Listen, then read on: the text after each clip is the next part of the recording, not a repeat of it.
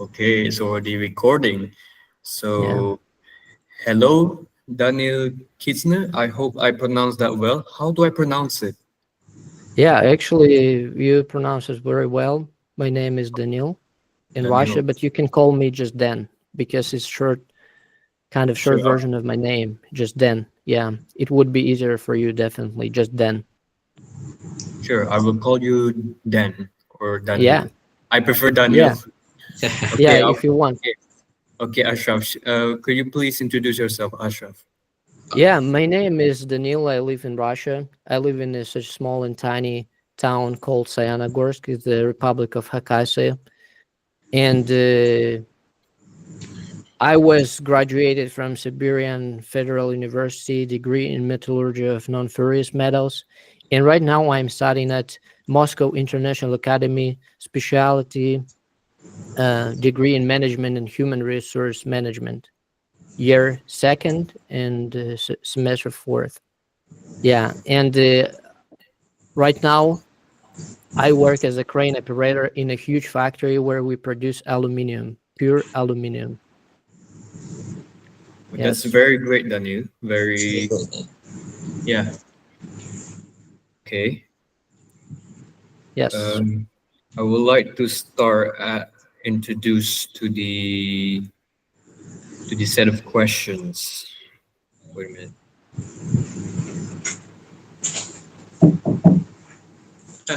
Sorry. It's okay. Don't worry about him. Okay.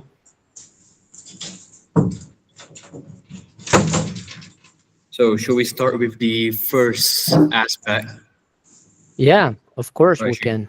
Okay, the history and development of English in Russia. Our hypothesis is the history of Russian and British context dates back to the mid 16th century, which improved economic and cultural ties with Western countries that has encouraged internal and external credibility. So, the first question for you, Danil, is when do you think Russians started to speak English and assimilate the language into your culture? Yeah, first of all, I have to mention, especially this time when people in Russia started speaking English, and I think it was back to Soviet era, from the time Mhm. when it was Soviet Union and so on. But I have to just clarify a little bit about Russians when they just kind of start to speak English.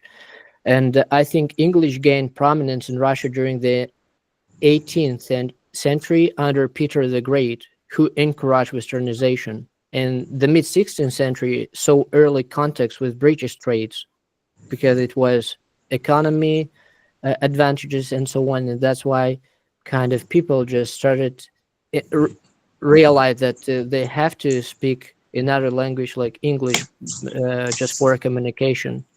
Mm. And but English became more widespread in the 19th century among the aristocracy and intellectuals people. Kind of intelligence, and between them, they want to show that yeah, they are able to speak different language and somehow just emphasize themselves that they are uh, very intelligent and very clever, just personality. And speaking of the Soviet era, it's about 20th century. English was taught as a secondary foreign language after German at school, and it became crucial during the Cold War for scientific and diplomatic purposes. Yeah, Okay, that's a very long answer and very specific. I love that, Daniel. Yeah. Okay, Thank you, Daniel. okay. yeah. Without wasting any time, we should move on to the second question. Do you think Russian culture is becoming more open to other cultures?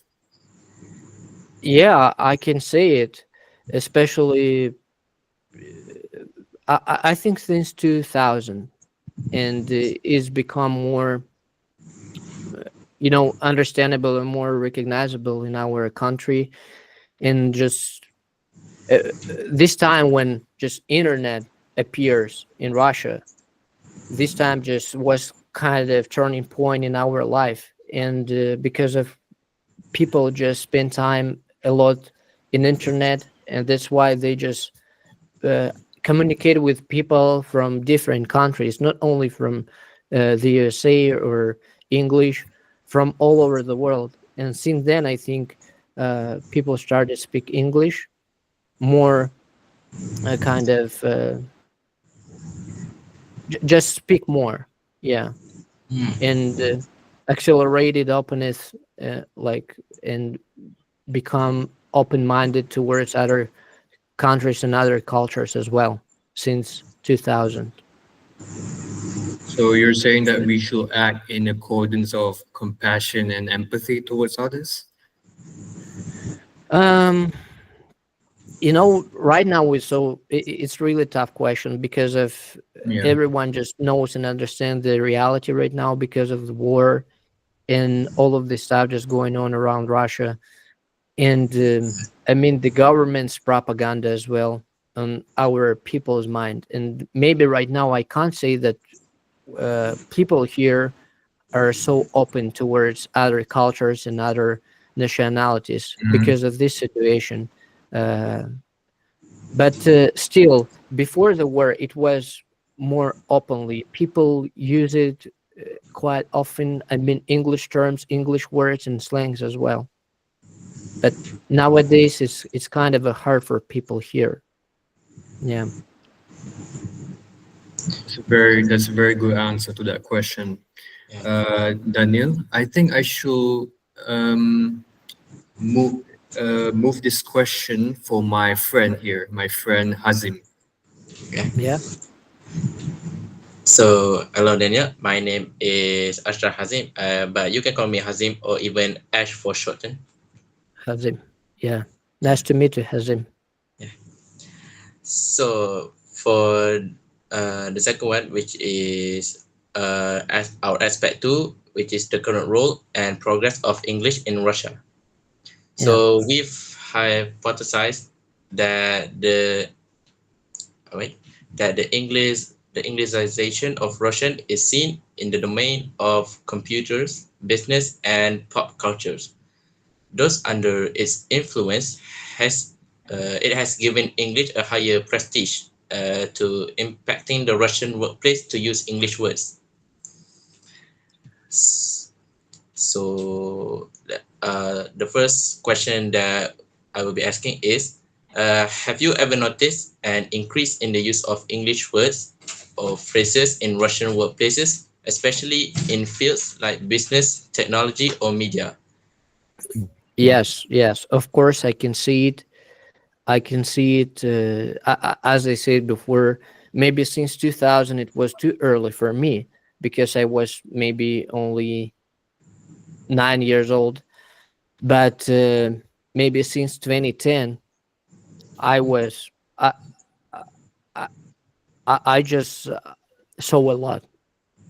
Just people incorporated their English words into their business, the tech and media, and actually, especially, I have admitted that especially through online gaming, we can see it a lot because I think this place is the most usable place for English words and terms and just slangs as well overall. And people is able to incorporate it and somehow just insert it in our language very smoothly. And you don't even aware that it's English word. All of the people who doesn't speak English, they kind of doesn't realize that this word or this specific terms or this specific vocabulary is not Russian at all. It's just English, but it's definitely English word, and I see it very often, very often. And I can make an example here of words that people use here very often, because recently I worked. It was a kind of a part-time job. I work as admin support and try to help people with their time management and their schedule, just kind of manage it better.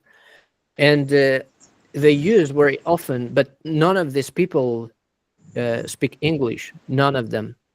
but they use very, very often, very frequently, this word as such word as target, for example. In Mhm. Russia, I can say it in Russia right now because this word you can translate it like цель. I said it in Russia, yeah, цель, target. But people, instead of using Mm. these Russian words, they use English word as target, and they use it very often. And by the way, the word manager, it's also English word, but people use it very, very often here in Russia. And another word like deadline, and another one like startup, for example, soft, gadget, laptop, and media phrases. I think it's a more common word as Mm. I think hype Oh, and yeah, hype and trend. Yeah. Mhm. And speaking of prestige of English terms, using English is often associated with modernity. And for example, creativity, instead of just saying it like creative or something, people view it like, I don't know, like it's very modern. It's like it's a hype. It's everyone is buzzing around, and you want to use this word as well as other people. However, some view it as necessary, like our government efforts to replace loan words with Russian equivalents. They want to, and I, I've seen it recently that all of our company, like bottle of shampoo, for example, it's called like Nivea. Yeah, Yeah. yeah. just very popular company which produce this stuff like cosmetics and so on. But people in Russia named it in Russian letters, and like Nivea just only in Russian letters, not in English. That's why our government just want to replace all of these English words, and of course everyone just understands the reason behind it, because the reason is that this word, and they want to kind of uh, decrease the influence of English words here in Russia right now. Nowadays it's very, very popular Mm. kind of things. Yes. All right. So thank you for the answer then. So I have another question, Of course. which is, uh, do you think using English terms in professional or pop culture settings is seen as more prestigious or modern in Russia? Yeah, as I said earlier, it's very prestige of English term, just using it, and people often associate it with modernity, with something new and kind of a cleverness. Other people believe and think that if you are able to speak in different languages, as English, for example, you're a very clever and smart person. Yeah, just partially I agree with this idea, because you need to put a lot of efforts if you want to learn something. And I've been learning only for Mm. 2 years, but I can say I reached this level because I dedicated all of my free time to learn this language, almost all of my free time. And I Mm. used to spend, I think, 8-10 hours per day just for learning, just daily speak to some people, just read something in English and so on. And yes, that's why I partially agree that some of these people believe that this kind of using English words is often associated with modernity. That is something special, and definitely is kind of prestige, but maybe not nowadays because of this fact, like a war, and this West influence of on Russian people as well. Because in remote villages, no one is able to speak in English, and for them, it's quite hard to understand that if other person just is able to speak, if he just kind of say something in front of them, for them it would be like your enemy. Yeah, Yeah, it's just our reality right now. yeah, I feel you that. So Yeah. so thank you Dan for the answer. So I will move on to my best friend Syawal. Yes. All right. Okay. All right, I'm back. Um, all right, Danil, are you okay? Yeah, I'm totally okay. It's just my son. He just wanted my attention a little bit, but we can continue. I'm fine. Yeah. Sure. All right. We'll move on to the aspect three. Lexical features of the English language in Russia, including code switching, loanwords, and slang. The hypothesis is the distinctive lexical features of Russian English, such as lexical borrowings, slangs, and code switching, reflects the impact of English on global cultural flows and digital communication, illustrating how English in Russia has developed into localized words, embodies Russian social identity and everyday linguistic practices. So you got that, Daniel? Yeah, I got it. I got it completely. Sure. All right. The first question, Daniel, when do you Yes. hear people switch between English and Russian while talking? Can you give an example? And yeah, maybe speaking of example, it's so difficult for me because I live in such small town, as I said you before, and people here they don't want to incorporate English words into their speech and so on. But still, I can hear during my online gaming, for example. I played some of these online games, and I play with Russian people, not with someone from foreign countries and so on. Just only with Russian people, and they use very very often like all of these words like easy. It's very common word. Yeah, like they say in Russia, like it was easy. And in Russia we say like это было easy, instead of say, because easy translated in Russia like легко. Yeah. And instead of saying это было легко, people say Mm-hmm. frequently, they say это было easy. They kind of change this word and substitute it. I don't know the reason behind. Actually, I know, because of the influence of uh, Mm-hmm. English culture and this modern society, because we believe that Western country is more advanced rather than, I mean, Russia. And it's kind of obvious because of healthcare, educational, and their passport give them opportunity to move and travel around the world. And Yeah. speaking of our passport, I mean, Russian's passport is kind of hard to just freely, I mean, travel and so on. And just Yeah.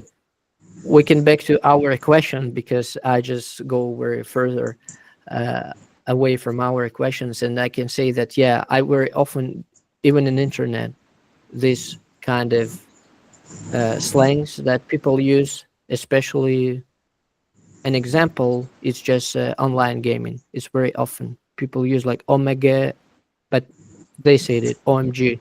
It's OMG, like oh my god. Oh. OMG, easy, real talk, Yeah. lol. All of this word they can just change. Yes. Yeah. I think your answer can be quite similar for the second question. Um, I think it's a good answer, but Yeah. yeah, uh, I you can answer this question, and I maybe can find other maybe you, you can answer this question. Maybe I can find another response to it. Just yeah. let's see. Okay. Moving on to the second question. I know. This might be the same, but yeah. Can you think of any English words that people commonly use in Russian, even when there's a Russian equivalent? That, like, when Russian people have to use English because it's easy, but there is a Russian equivalent to that word. Yeah, maybe it's quite hard speaking of the Russian equivalent. I mean, exactly and precisely. But words like parking, people in Russia use it very often, like park your car, just parking, Park? parking spot, parking lot, Mm. Yeah. where you just place your car. It's very, very often. But in Russia, it sounds like instead of just in Russia, we have to say stoyanka. Dayanka? I'm good. Stoyanka. Yeah, yeah. And the sounds of this word, the rhythm, and so on, the melody of these words, like stoyanka, is kind of, it's not melodic word, right? But Yeah. parking, you can use it. Oh, I just parked my car. I'm in a parking. It's quite, melody. You can hear it. It's quite good for your ears. Like just hear this sound, like parking. That's why maybe people just replace it instead of saying just stoyanka. They say it parking. And another word, uh, I can say maybe it's equivalent to Russian, like shopping. Yeah. Yeah, Yeah. just do shopping and so on. And in Russia, we can say покупки. It's very common word here in like remote villages and remote territories, and Sorry, how in do I our small pronounce town. that? It's very difficult. That's why people want to just change it and say instead of this word like shopping, because this word like Mm. sounds покупки. Oh, Pakupke. Paku. Покупки. Yes. Pakupke. Yes, yeah. Yeah. It's very hard, right? Yeah. And another, um maybe it's not Russian equivalent, but people use it very often, like freelance and Freelance. yes, uh, project. I think it's Russian equivalent because we instead of saying project, we say проект. Mm. Mm. Yeah, and I think that's it. Yeah. Oh, So in conclusion, so Russian people switch sometimes to English because it's easier to say. But Russian sounds very melodic, very beautiful. yeah. Correct. Not Russian. English word sounds more melodic and beautiful because Oh, Russian yeah. words, Okay. as you hear, like word покупки, it doesn't sound like it's melodic word, right? It's very Yeah. difficult to pronounce this word, and that's why people here in Russia, they want to change it. They want to replace this word and saying this English equivalent like shopping. But on the other hand, people use it and use it very often. But from another hand, it seems like they don't even aware of this fact that they use English words because of this huge Mm. influence of Western countries on our people's mind, and that's why they're not aware of this fact that they just replace and switch between languages so easily, but they don't really realize this fact that they just say some of this word in English. And I just see that this fact very often, especially some of these people who just plays video game. They use it very, very like crazy. It's really common word here in Russia, even among this kind of gaming community. People use it very often like crazy. It's like сумасшедший. You Mm. need to say it so long in Russia, like сумасшедший, right? Yeah. Yeah, but you can say it crazy. It's very quick and they use it often because unlike when you just play some online gaming, and I think you guys really understand what I'm talking about here, Yeah. because when you just play some online game and you have just react very quickly, you have act very quickly at the game because you have to survive, for example, in some different situations and circumstances in the game, and that's why you need to say something very quickly instead of saying like сумасшедший. You can say just Mhm. crazy, Yeah. crazy, and it's really fast. Yeah. Yeah. Hazim, do you have anything to comment, Hazim? Uh, well, not really. Any questions, Hazim? Uh, You can ask me whatever you want, guys. Literally, I can maybe told you a little bit about maybe certainty, got a Okay. breakdown of English dry words and slang commonly used in Russia since 2000, along with their cultural context and evolution. I have one. Yeah. So, what's your usually common slang you use while in online games? Um, I think an online game, it's very often when we use like word. It's not only online gaming, by the way, because people use it very often, especially Gen Z slang like cringe, ruffle, yeah, Yeah, crazy. As I said before, instead saying just cover me, just cover, you know, yeah. and I don't know, maybe just Russian equivalent of word center. You know, the center, just the middle of something. Center in Russia, Right. it sounds similar, like center, Sent. and Oh, yeah, it's just center. It's the middle of something. But people, instead of this word, they use like mid. mid. You Yeah, I know, know. Mid. yeah. Kind of midline if you just aware of the game, like Dota 2 and so on. Oh, Yeah, and maybe it's really more words like you know, but maybe I don't use it very often. oh. Okay. So, Jawal, can we uh conclude this? What? Jawal. He was phrasing a little bit. Yeah, I mean, our college internet is not that good. I got you, and I'm here through my mobile internet as well because my uh, provider uh, doesn't work right now. I don't know the reason behind it, but it doesn't work. And yeah, Hello? yeah. Yeah. Are you Sorry, I here? lost my internet connection a bit, but it's Yeah, okay. yeah. You was freezing just a little Yeah. bit. Yeah, it's okay. Yeah, no You was worries. freezing. So where were we?